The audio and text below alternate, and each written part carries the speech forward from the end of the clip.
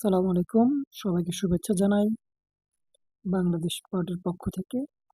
আজকে আমরা আলোচনা করব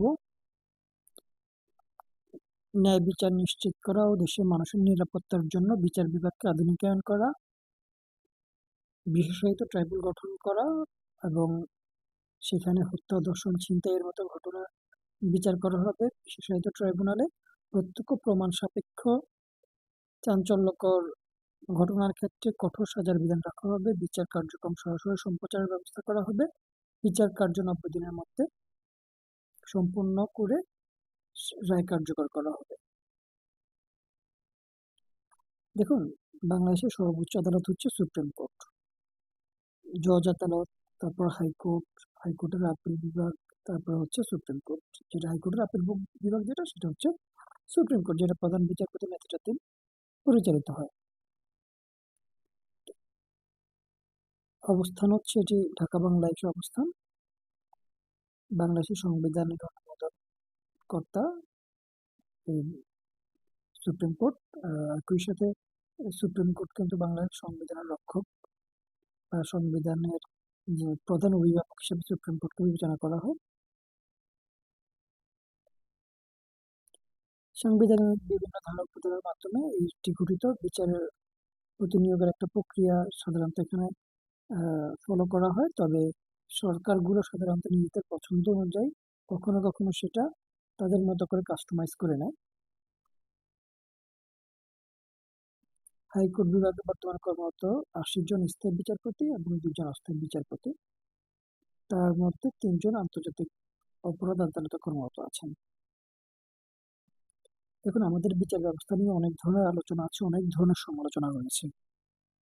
সবচাইতে দুঃখের বিষয় হচ্ছে এটা যে বাংলাদেশে কোনো একটা ঘটনা যখন ঘটে তখন অনেক সময় অনেক আলোচিত হয়, সামাজিক যোগাযোগ মাধ্যমে আলোচিত হয়, পত্রপত্রিকা আসে, ইলেকট্রিক মিডিয়া যেগুলো রয়েছে, টেলিভিশন চ্যানেল সেগুলো তো আসে, কিন্তু কিছুদিন পরে এটা আস্তে সবার অগোচরে চলে যায়, আড়ালে চলে যায়। বিচার প্রক্রিয়াটা যথাসময় কিন্তু আর শেষ হয় না। একটা মামলা বছরের পর বছর থেকে চলতে থাকে। সেক্ষেত্রে যেটা হয় সেটা অনেক ক্ষেত্রে অনেক নিরীহ মানুষ মামলার মার কাছে কিন্তু অনেক কষ্ট ভোগ করে, অনেক অনেক ক্ষেত্রে সাজাও ভোগ করে, জেল জুলুমের শিকার হয়। আবার যেটা হয় যে অনেক আসামি যার আহ, পিছনে অনেক শক্ত রাজনৈতিক শেল্টার আছে অথবা সামাজিক শেল্টার রয়েছে অপরাধীদের, তারা কি করে খুব দ্রুত জামিনে বের হয়ে যায় এবং দেখা যায় একটার পর একটা আবার অপরাধ করতেই থাকে। তো এখন আমরা বাংলাদেশ পার্টি যখন ইনশাল্লাহ আমরা সরকার গঠন করব, আমরা যেটা করব, আমরা বিশেষায়িত ট্রাইব্যুনাল গঠন করব। এই ট্রাইব্যুনালের কাজ কি হবে? ন্যায় বিচার নিশ্চিত করা, দেশের মানুষের জননিরাপত্তার জন্য বিচার বিভাগকে আধুনিকায়ন করা হবে। এই আধুনিকায়ন প্রক্রিয়াটা এরকম হবে, বিশেষ করে হত্যাকাণ্ডের সাজা কিন্তু মৃত্যুদণ্ড। তো এখন দেখা যায় কিছু ঘটনা রয়েছে যেগুলো হয়তোবা অনেক তদন্ত প্রক্রিয়াধীন, অনেক দীর্ঘসূত্রতার বিষয়, সেগুলো প্রচলিত আদালত গুরুত্ব সহকারেই বিচার করবে, আমরা সেই ব্যবস্থা করব। কিন্তু কিছু কিছু ঘটনা আছে একেবারে প্রকাশ্যে মানুষ মানুষকে হত্যা করছে, এগুলো সিসিটিভি ফুটেজে রেকর্ড থাকে, অন্য কেউ মোবাইলে রেকর্ড করে, প্রকাশ্যে সবার সামনে হচ্ছে, অনেক সময় সাংবাদিকরাও রেকর্ড করে। এই সমস্ত ঘটনা আমরা কি করব, সর্বোচ্চ 90 দিনের মধ্যে পুরো প্রক্রিয়াটা শেষ করে ফেলবো। নিম্ন আদালত, উচ্চ আদালত এবং আপিল বিভাগ যেটা, পুরো প্রক্রিয়াটা শেষ করবে এবং 90 দিনের মধ্যে শেষ করে বিচার কিন্তু যে সাজা হবে সেটা কার্যকর করবে। যদি মৃত্যুদণ্ড দেওয়া হয় সেক্ষেত্রে এটা আমরা প্রকাশ্যে কার্যকর করতে পারি।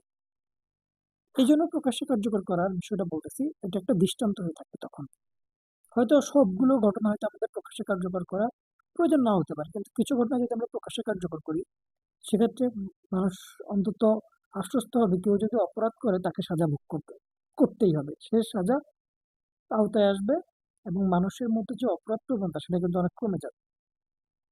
ধর্ষণের ঘটনাগুলো যেগুলো সত্যিকার অর্থে ধর্ষণ, এই এই বিষয়গুলোতে আমরা ডিএনএ অ্যানালাইসিস করে আমরা খুব দ্রুততার সাথে বিচার কার্যক্রম শেষ করবো। এখন প্রশ্ন হচ্ছে, যদি কোথাও ডিএনএ অ্যানালাইসিস করার মতো অবস্থা না থাকে, সেগুলো আমরা যত প্রকার ডিজিটাল এখন প্রক্রিয়া রয়েছে, মোবাইলে কথোপকথন, চ্যাট ইত্যাদি, অথবা হুমকি ধমকি, অথবা সিসিটিভি ফুটেজ, মোবাইল ফুটেজ, এগুলোর বিশ্লেষণ করে আমরা খুব দ্রুততার সাথে বিচার বিভাগকে এমন অনুমোদন দিব যে তারা যাতে খুব দ্রুততার সাথে বিচার প্রক্রিয়া শেষ করতে পারে, এবং সাজা ঘোষণা করা হলে সরকার সেই সাজা খুব দ্রুততার সাথে কার্যকর করবে।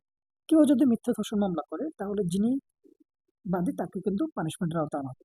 এরকম অনেক ঘটনা ঘটে যে জায়গা জমি সংক্রান্ত নিয়ে বিরোধ আছে, অথবা পারিবারিক বিরোধ আছে, অথবা সামাজিক বিরোধ আছে, সেগুলো থেকে কিন্তু অনেক ক্ষেত্রে, সবসময় না হোক, কিছু কিছু ক্ষেত্রে হাজারে একটা সত্যি একটা এরকম একটা ঘটনা ঘটে যে এরকম মিথ্যা মামলা হয়, অথবা তার কেউ একজন করেছে কিন্তু তার সাথে আরো এলাকার 2-4 জনকে যুক্ত করে দিয়ে মামলাটা আহ, করা হয়, কিছু নিরীহ মানুষকে সংযুক্ত করা হয়। সেক্ষেত্রে আমরা বিচারক বিভাগকে এমনভাবে, বিচারকদেরকে এমনভাবে নির্দেশনা দিব, এমনভাবে প্রশিক্ষিত করব, যদি কেউ নিরপরাধ থেকে তাকে ওখান থেকে সেপারেশন করে ফেলে, তাকে মুক্তি দিয়ে দেওয়া, আর যে অপরাধী তাকে সাজা দেওয়া।